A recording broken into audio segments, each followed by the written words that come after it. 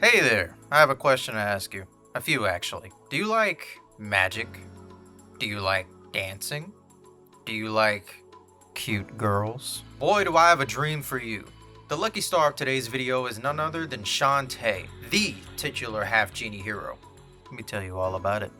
Welcome to Monkey in a Suit, a series where I, your host, Acid Monkey, review whatever game I feel like and give my definitive opinion and recount my experiences playing. I'm going to give you the good, the bad, the funny, and the sad, all while pretending to be an intellectual despite my primate biology. Before we get started, remember to swing by that like button down there and leave a comment on what game I should review next. And if you'd be so inclined, consider hitting that subscribe button. Really gives me the push I need to get out of bed and throw on this monkey suit. Shantae, sporting her famous red harem pants and bikini top combo paired with her striking purple hair, she acts as the main character of her self-titled series of 2D platformers dating back to 2002 on the Game Boy Color. Fast forward to 2016 and WayForward Studios dropped Shantae, Half-Genie Hero, the title that I would argue launched Shantae into a larger role in the gaming landscape. The bright colors, classic platformer gameplay, the comedy, not to mention the graphics. Hang on a second.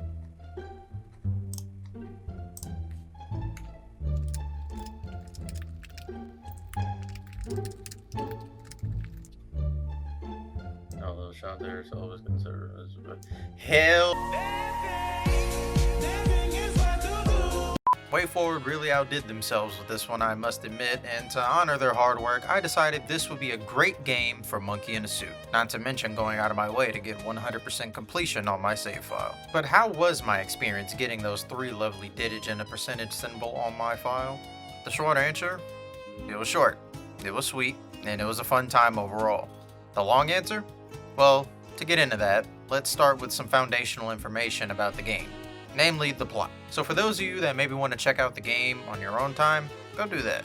Come back later. If you don't care about the spoilers for a 9-year-old game, stick with me. I'll give another warning when we talk about the ending. So, the plot begins with Shantae having a dream where she follows the messenger from the genie realm, an ambiguous ball of light. The messenger, from the other side, warns our little lady of an impending threat to the world, one that only she, a half-genie, can vanquish. After waking up from what I'd call a healthy dose of anxiety attack from dropping that bomb on her in the middle of the night, Shantae converses with her Uncle Mimic, who is in the middle of developing a device he calls the Dynamo, which is designed to keep their lovely home, Scuttletown, constantly powered up with electricity as well as preventing them from being attacked. However, just then, ironically, the device that's going to repel attacks gets stolen during an attack. This, of course, is done by none other than Risky Boots and her army of Tinkerbats. During the siege, Shantae finds herself giving chase through the burning main street of Scuttletown, which acts as the first level of the game. Some fun platforming ensues with a killer soundtrack that we sadly don't get to hear again until the credits.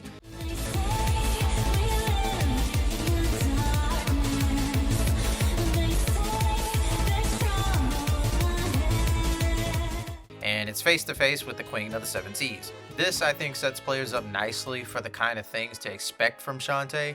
I won't go through the entire game bit by bit, but as an example, the name of the first boss is the part Omni Organic, partially Titanic, Ocean Optional Tinker Slug.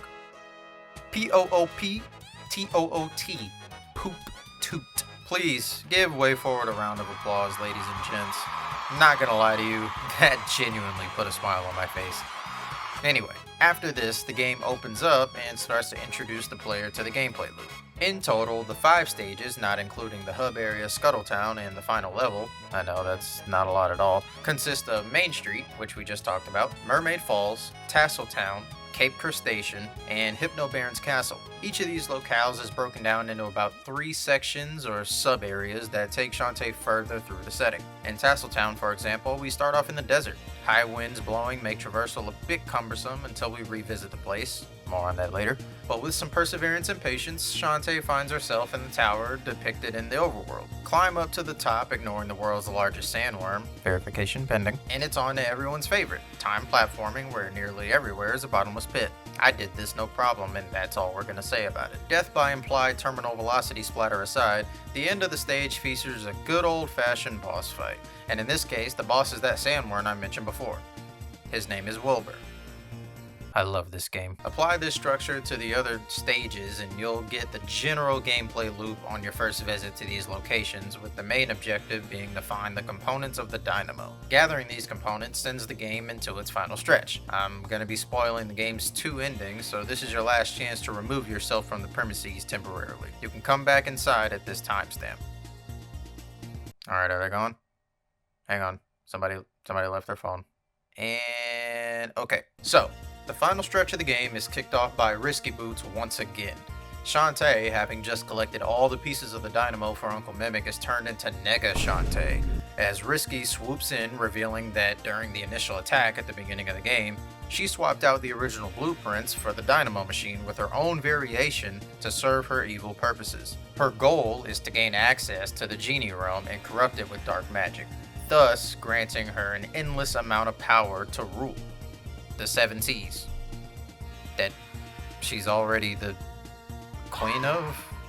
Moving on. This little plot development, to my disappointment, only lasted for one cutscene and offered no gameplay actually playing as Nega Shantae. I was hoping for at least a segment of playing through Shantae's mind or something like that to regain control and eradicate the evil that's corrupting our heroine. Nevertheless, Shantae is back to normal after some encouraging words from her friends, and it's time to head out and put a stop to Risky's plan. For those wondering, this is where the game lets you decide if you're gonna get the good or bad endings. Uncle Mimic says that it may be a good idea to search for clues regarding Risky's plan in order to develop a plan and potentially a countermeasure. You, as the player, have the option to head straight to the final level and face Risky right away. Or, if you take a look around Scuttletown, you'll notice that the barons that we've defeated throughout the game are sort of just hanging out around town with no real explanation and no one afraid for their lives after they kind of did a lot of bad shit. Let's try the bathhouse, because we talked to... Oh my god. Why are you staring at this lady?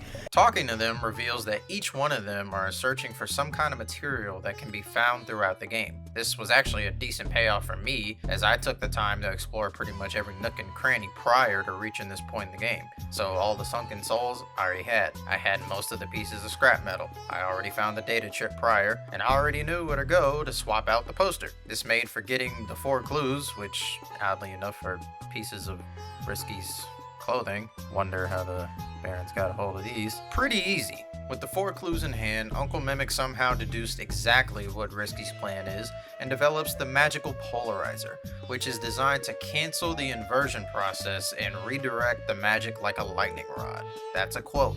Essentially, rendering Risky's plan of turning the negative magic of the dynamo in on itself null and void. Now that the polarizer is in our possession, the final level, Risky's hideout, awaits. The final stage has no collectibles and no secrets scattered around. This, in addition to the start of the stage being completely absent of any music, makes the stage stand out from the rest, which makes sense, because this is it. Taking a dive and heading through the sewer pipe starts off one of the few auto-scrolling segments of the game. This, while not extremely challenging, was a bit of a palate cleanser from the standard fare of platforming throughout the rest of the game. The fun part to me was the interaction between Shantae in mermaid form and the starfish that are normally enemies. In this form, though, they're entranced by her beauty and assist Shantae by firing bubble beams whenever Shantae fires her own. It's pretty cool, honestly.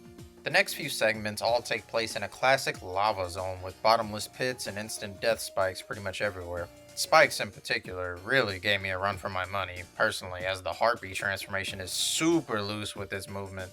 It feels like operating on ice with how slippery Shantae controls. The caveat, though, is endless flight, and that's exactly what we need to clear these last few platforming segments. Mishaps and frustrated sighs aside, Shantae is finally face to face with Risky Boots once again. This 1v1 is a great place to let loose and really play around with the various abilities and showcase Shantae's upgrades. In making this video, I had to redo this boss fight at least 4 or 5 times with various amounts of upgrades, and I must say, I can definitely tell the difference between base Shantae and fully upgraded Shantae. But with Risky taken down, it's revealed that she's not quite finished yet. The repurposed dynamo machine still needs to be taken down itself. To do that, 5 pillars with coils inside need to be charged through attacking, all while dodging orbital lasers and bouncing gears. Charge all 5 and the boss loses an eye. Repeat once more and the dynamo is fully taken down.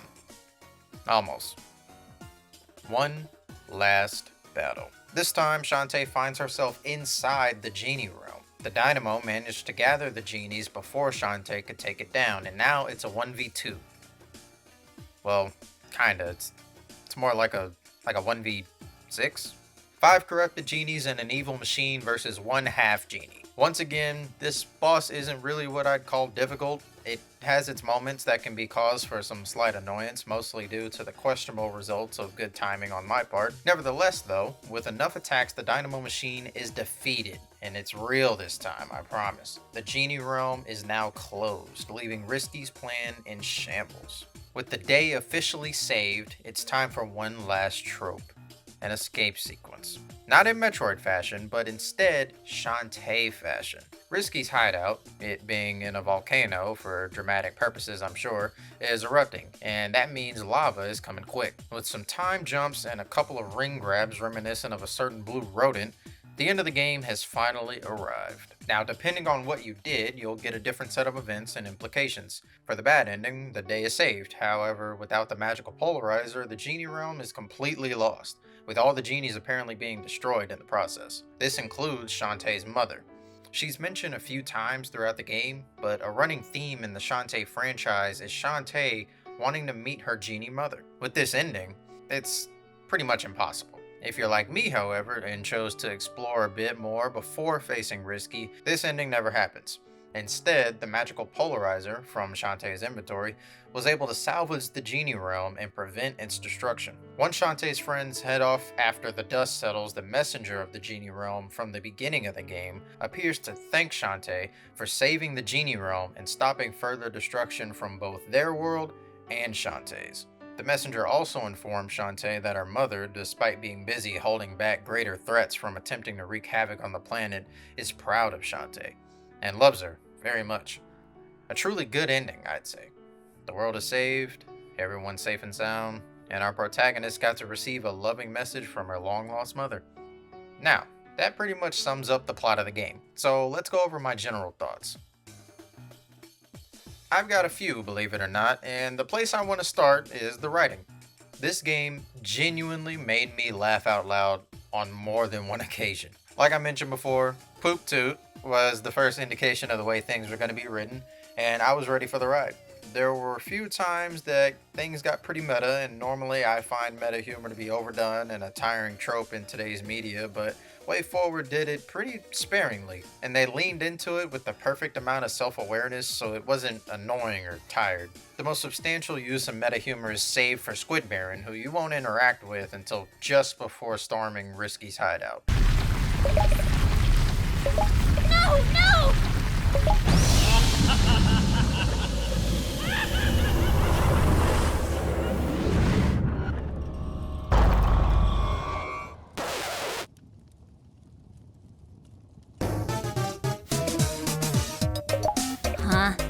Lots of talk about being a boss fight and general gameplay mechanic talk.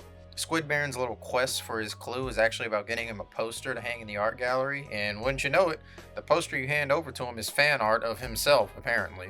When you're not expecting it, the meta shows up, and it's a nice little humorous surprise. But enough about writing, let's talk gameplay.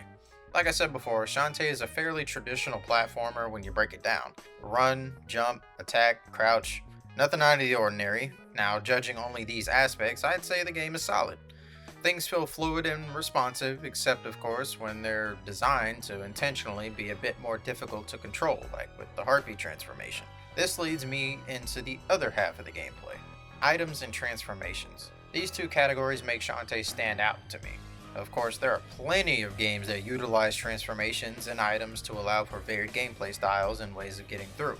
Shantae, however, does it in a way that's just really charming and endearing to me. Maybe it's the way everything is really leaning into the theming of genies and fantastical Middle Eastern themes. The transformations are done through dances, the inclusion of the scimitar as an item to equip as an example. I really think the fact that Shantae feels like it takes place in a world that's rooted in one central theme and branches out from there is really nice to see from a team on the smaller side. It's charming and it doesn't feel as mainstream, I guess. It's not really the word I want to use, but it's the best comparison I can make, as Shantae feels like a breath of fresh air to me when the 2D Mario games feel like they haven't been altered or changed at all in years.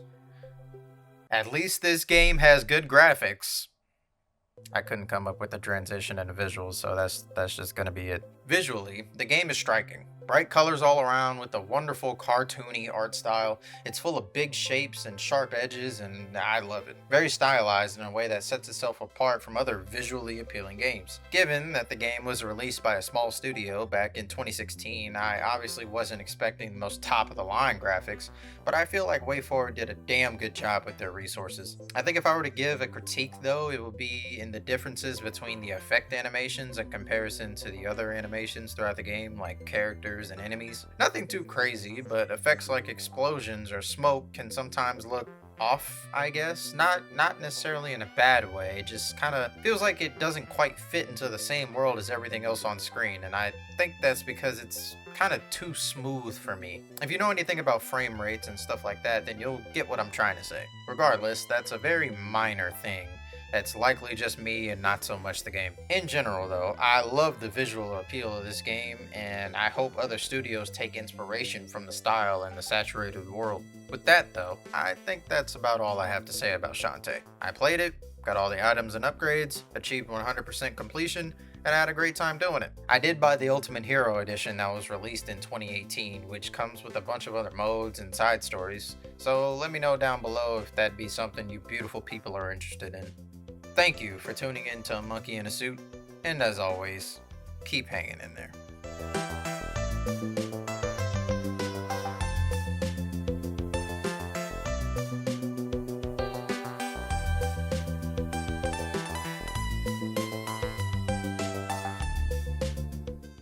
Shantae, Half-Genie Hero. What the fuck? What happened?